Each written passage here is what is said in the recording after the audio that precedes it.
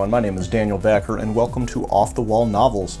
I am going to do another weekly update, fill you in on what I've been up to. I'm going to read a little from my book, maybe read a little Edith Wharton, and also show off a book haul. But just before I do that, I wanted to show these off. I got some new bookmarks. Totally vanity purchase, but I love it. It makes me feel a little more grand. However, I'm a little afraid to use these in a coffee shop because I feel like I'll look pretentious if I'm like reading through the book and then just like using it like, what's that little thing that they do in bar mitzvahs? I don't know what that's called. Anyway, I'm gonna read from the last chapter, but hopefully not give away too much. And then I'll let you know about this book haul that I've got going. In Los Angeles, the sun shines daily, and the smog has apparently thinned due to environmental regulations and emissions control, but from high up, its yellow-brown layer delineates itself against the sky. Innumerable particulates swarm in every inhale, but catch and spread the light nicely. With no snow, Christmas sneaks up every year, and a gathering last week is revealed to have taken place more than 6 months ago.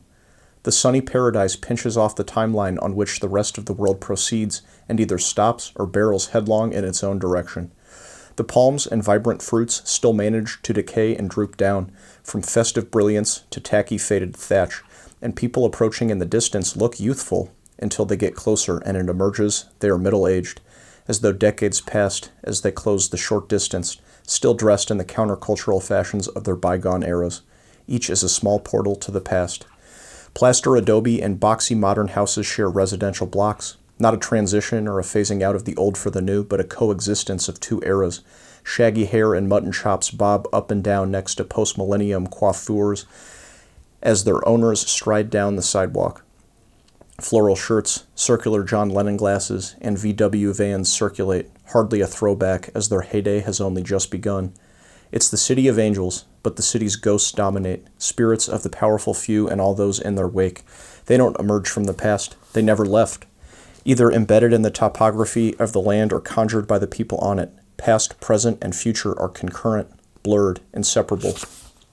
Such a metaphysical state makes progress elusive for a society.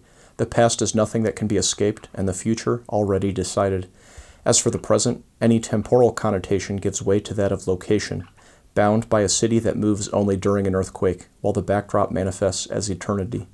Every sign that the men in charge are about to get their comeuppance is undermined by that which is consistent in the developed landscape. Just what is consistent is hard to say. An unacknowledged absence, a lack in the heart of every striving bastard. All passing thrills and hopes subside and remind the city at large that the same old captain is steering the ship until the tide rises and fills the Los Angeles basin. All right, so I'll put the link in the description if you want to check out any more about Lionel Lancet and the Right Vibe. And also, if you can't afford it, talk to me. We'll work something out. I'm not trying to take all your money. I'd much rather have you get a copy of the book, or we could send you a PDF. We'll figure it out. Now, let's go through this book haul. Number one, this was recommended through Noah Clemens of Everyone Who Reads It Must Converse. I have been getting a lot more into Buddhism recently, mostly because I haven't really mentioned this on the channel, but I used to smoke weed a whole lot and really developed an unhealthy relationship with it. And ever since quitting, my brain is not fully healed. It's been like a year and 2 months, and I feel better than I ever have, but I can still tell I'm not totally back to normal. It's called post-acute withdrawal symptoms. I won't get into that because I am making a longer edited video about my experiences with that, but all of that is to say, I've gotten a renewed interest in cognitive behavioral therapy and mindfulness. And so if you want to check out the conversation that Noah and I had on meditation from a Buddhist perspective, I'll also link that in the description. He recommended this to me. I don't know a ton of the historical context. I could link his video in the description that describes this book in greater detail than I can because I've just only begun it. But one of my favorite things about it is that it takes place in this sort of conversational way with this king who's asking the Buddha all of these deep questions, and the Buddha responds that the universe is basically contingent on the mind, and the fundamental illusion of being alive is the illusion of being separate from the universe, but also that the mind creates the universe. I don't know if I completely believe it. I think if you take it metaphorically, you can still get a lot out of it.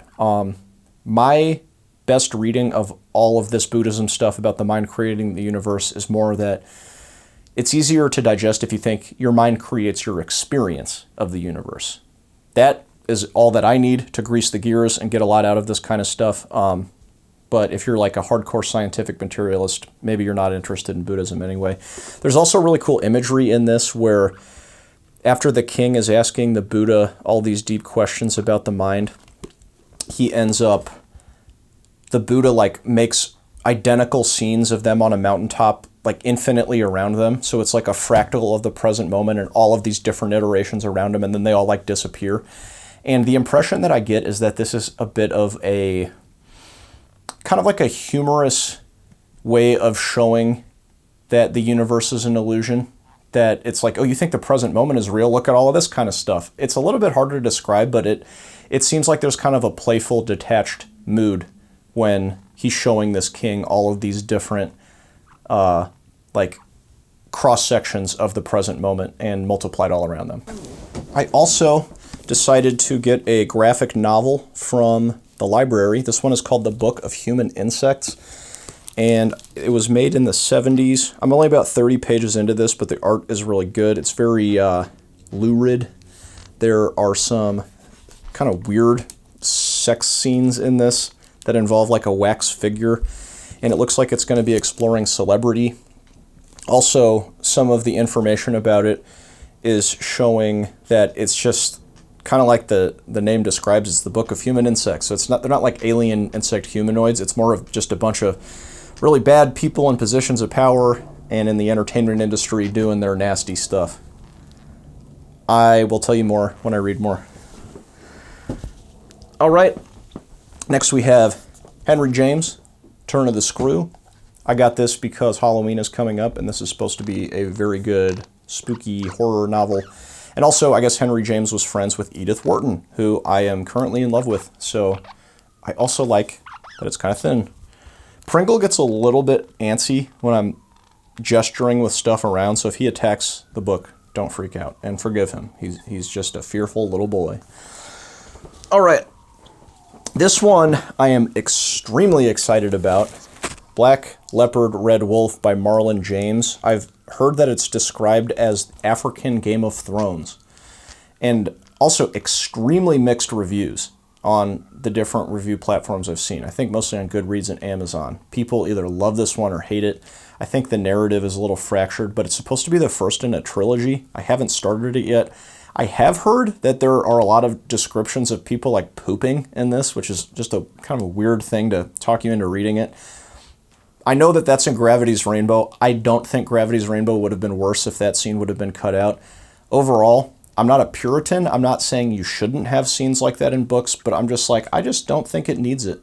You know, I can fill in the blanks that people use the restroom and go number 2 when they're waiting in the wings to come back on stage. All of that is to say, still excited to read this one, and that cover is really cool too. So,